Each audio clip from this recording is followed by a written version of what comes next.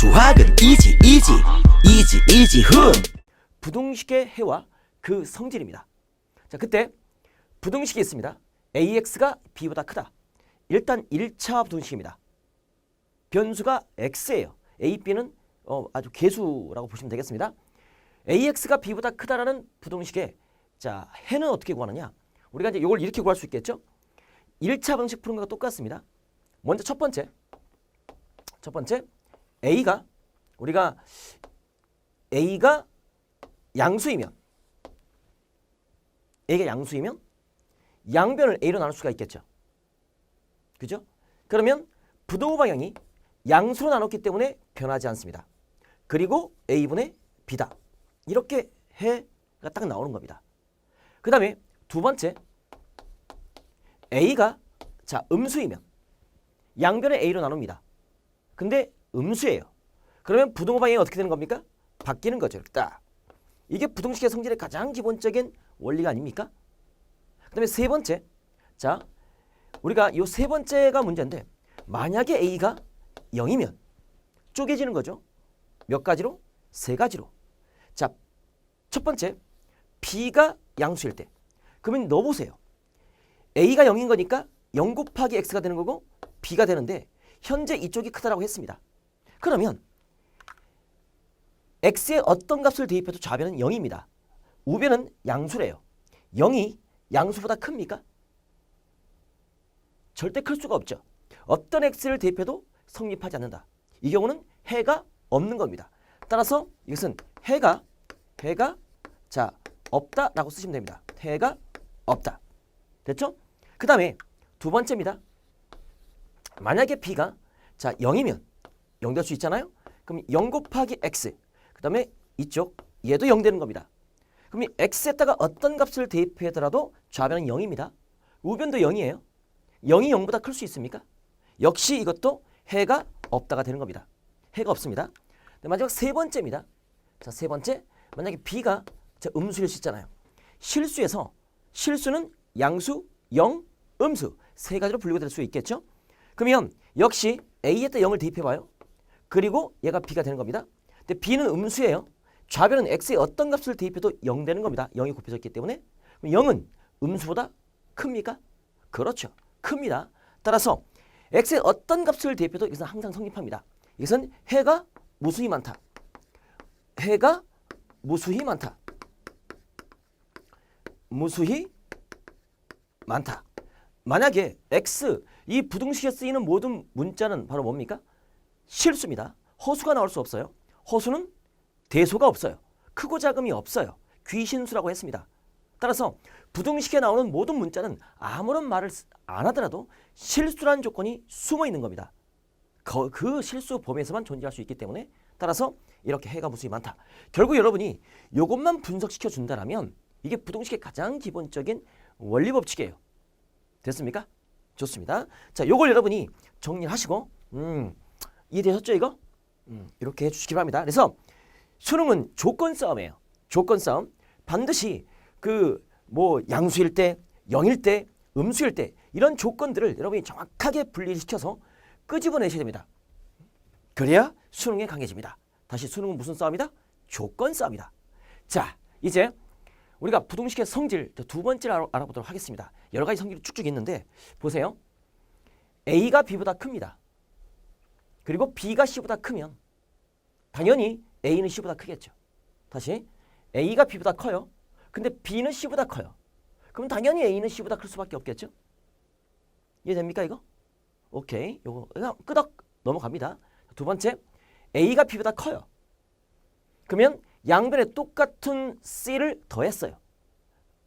부등식의 성질이에요. 부등호 방향 변하지 않아요. 그냥 똑같은 C를 더해도 부등호 방향 변하지 않고 똑같은 C를 빼도 부등호 방향이 변하지 않습니다. 등식의 성질과 똑같습니다. 부등호 방향이 양변에 똑같은 수를 더하거나 빼도 부등호 방향이 변하지 않는다는 사실 다시 한번 확인. 그 다음에 A가 B보다 커요. 좌변이 우변보다 커요. 그때 C가 양수예요. 이제 양변에 C를 곱했어요. 양수를 곱하더라도 부등호 방향이 변하지 않아요. 양수로 나눴어요. 부등호 방향 변하지 않아요. 그렇죠? 그 다음에 근데 만약에 C가 음수예요. 양변에 음수로 곱했어요. 부등호 방향이 반대가 되겠죠? 반대. 그 다음에 음수로 나눴어요. 부동 방향이 반대가 되겠죠? 바뀝니다. 이게 가장 기본적인 부등식의 성질이에요. 핵심 성질입니다. 이해되시겠습니까? 여기까지 끄덕거리고 오시죠? 좋습니다. 자, 네 번째입니다. A, B의 부호가 같으면 이젠 A와 B의 부호가 똑같아요. 둘 다 플러스거나 둘 다 마이너스거나. 그러면 곱해주면 플러스끼리 곱해도 양수, 마이너스끼리 곱해도 양수입니다. 그리고 플러스끼리 나눠도 양수, 마이너스끼리 나눠도 양수입니다. 따라서 얘가 성립해도 얘가 성립하는 거고 얘가 성립해도 얘가 성립하는 겁니다. 그러면 거꾸로 이 상황을 보면 A와 B의 부호가 같다는 사실을 여러분이 끄집어낼 수 있어야 되는 겁니다.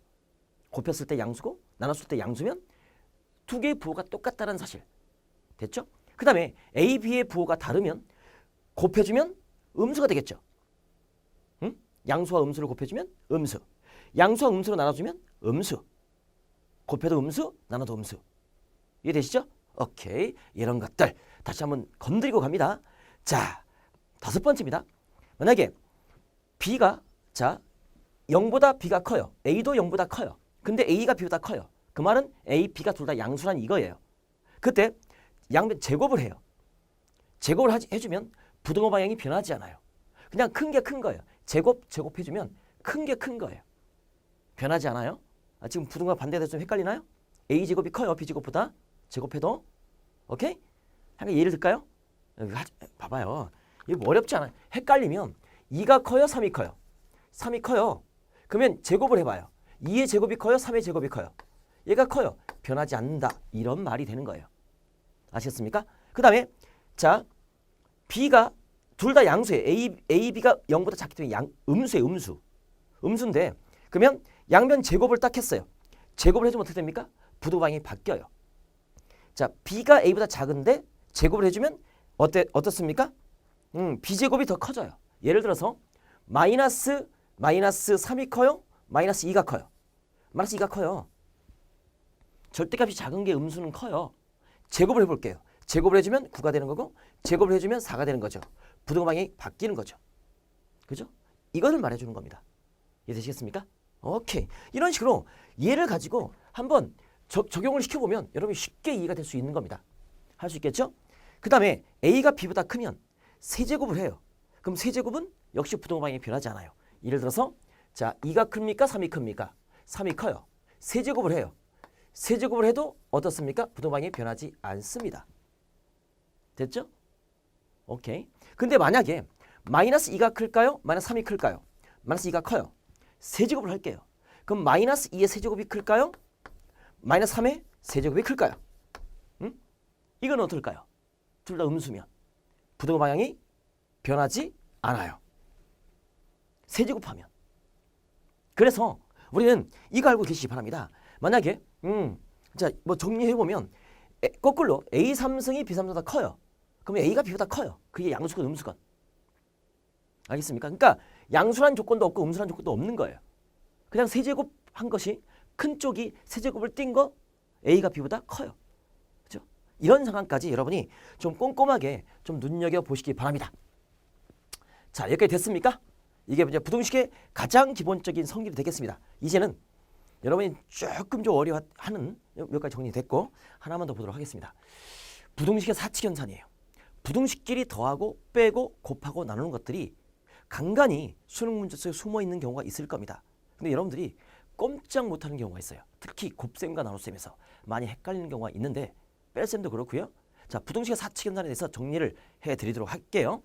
자, X가 A보다 크고 B보다 작습니다. Y가 C보다 크고 D보다 작습니다. 응? 그랬을 때 어떻게 되는 겁니까? 사칙연산 이렇게 하는 겁니다. 딱 어떻게? 먼저 더합니다. 그러면 더했을 때는 어떻게 해요? 이렇게 변변 더해주면 돼요. 이렇게.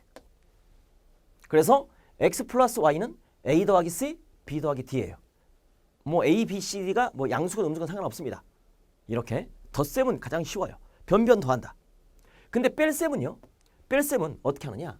얘랑 얘를 크로스로 딱 빼서 이렇게 크로스로 갑니다. 이렇게. 크로스로. 그죠? 자, 가장 큰 놈에서 가장 작은 놈을 빼야 어때요? 이렇게 되는 겁니다. 가장 큰 값을 갖겠죠. 뺄셈은 크로스로 빼라. 크로스로 빼라. 됐나요? 이렇게 해볼 수 있겠고, 그 다음에 곱셈은요. 곱셈은 이게 이제 양수라는 조건이 있을 때와 그런 조건이 없으면 음수일 수도 있는 거니까 곱셈은 어떻게 하느냐. 우리가 보세요. A와 먼저 C를 곱해요. 이렇게 두 개를 곱해요. 그리고 A와 D를 곱해요. A와 D를 곱해요. 그러니까 이놈과 얘랑 곱해봐요. 그리고 또 요 B랑 C를 곱해요. B랑 D를 곱해요. 그럼 이 네 가지 값이 나오겠죠? 그 중에서 가장 작은 놈을 최소값을 왼쪽, 가장 큰 놈을 오른쪽 해주면 되는 겁니다. x 곱하기 y는 최소값보다 크고 최소값보다 작은 거예요.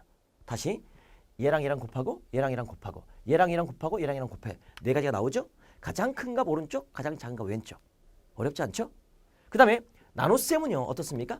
나눗셈 역시 나누는데, 자, 얘랑 나눠보고 얘랑 나눠봐요.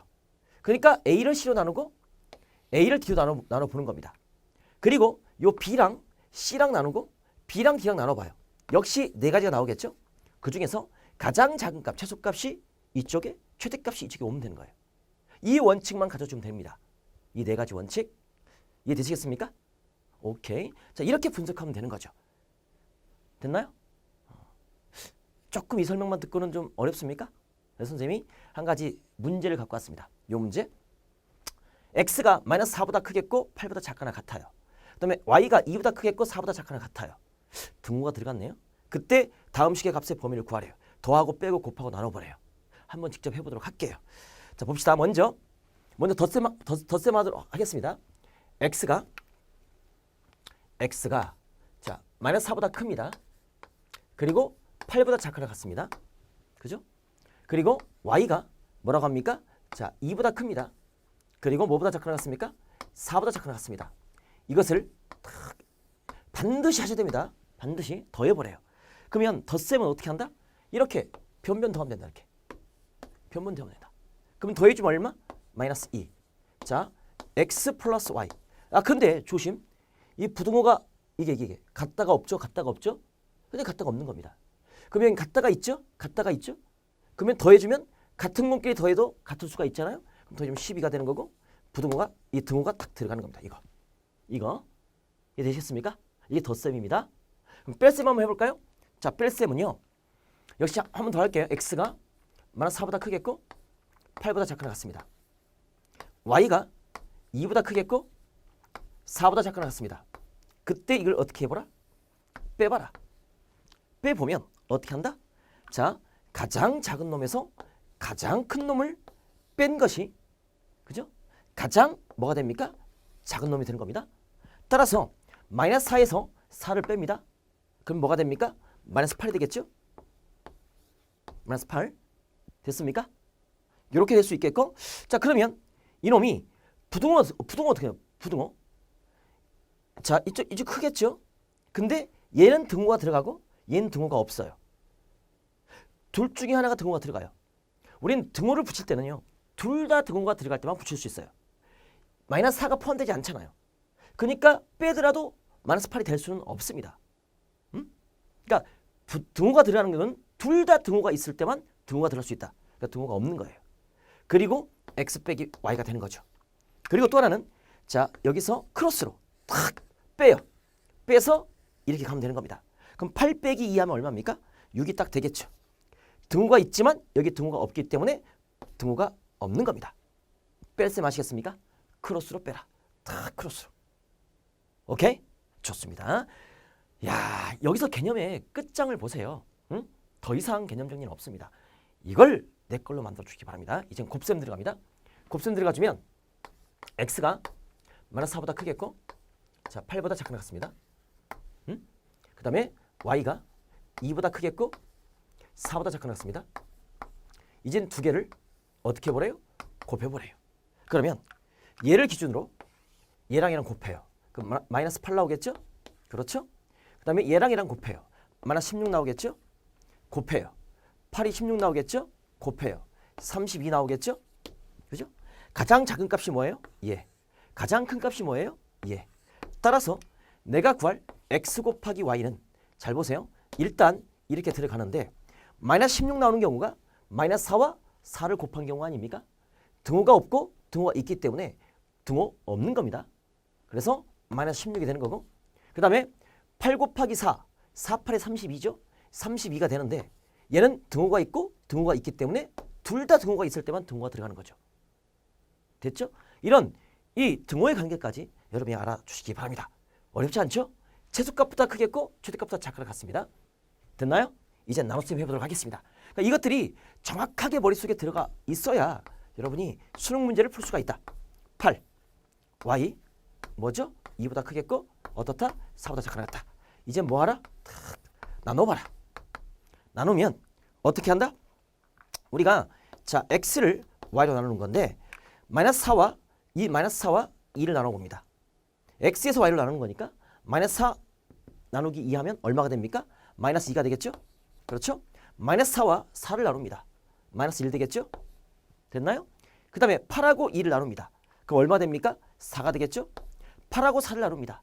얼마입니까? 2가 되겠죠? 가장 작은 값 뭡니까? 마이너스 2. 가장 큰 값 뭡니까? 4. 그러면 얘는 일단 마이너스 2보다 크겠고 그 다음에 플러스 4보다 작은데 등호가 들어가냐 들어가지 않느냐. 그러면 마이너스 2가 나왔을 때 얘랑 나눈 거니까 둘 다 등호가 없죠? 등호가 들어가지 않고 그 다음에 가장 큰 값 나왔을 때 이 뭐가 나옵니까? 가장 큰 값 8을 2로 나눈 거 아닙니까? 8을 2로 나눈 거예요. 얘가 등호가 있고 얘가 등호가 없기 때문에 얘도 등호가 들어가지 않는 거랍니다. 무슨 말인지 이해되시겠습니까? 오케이. 그래서 등호까지 조심하라. 이렇게 등호가 반등호가 들어있으면 여러분이 같은 등호가 둘 다 있을 때만 덧셈 뺄셈 곱셈에 등호가 들어간다는 사실 이해됩니까? 자, 이렇게 해서 우리가 부등식의 사칙 연산까지 한번 해봤습니다. 어때? 부등식의 성질서부터 부등식의 사칙 연산까지 정리가 되십니까? 이걸 여러분의 개념 노트에 정확히 정리하시고 내 걸로 만드는 연습. 아무리 다시 말하십니다만 듣고 보고 해도 내게 되지 않아. 내가 직접 해보지 않으면 절대 내게 되지 않습니다. 그죠? 뭐 그런 예를 많이 듣지 않습니까? 그 뭐 박지성이 축구하는 걸 아무리 본다고 해도 내가 박지성처럼 축구를 잘할 수는 없습니다. 그죠? 내가 직접 해보고 연습하고 막 차보고 해야 내가 실력이 늘어나는 거죠. 수학도 마찬가지입니다. 여러분이 직접 해보시기 바랍니다.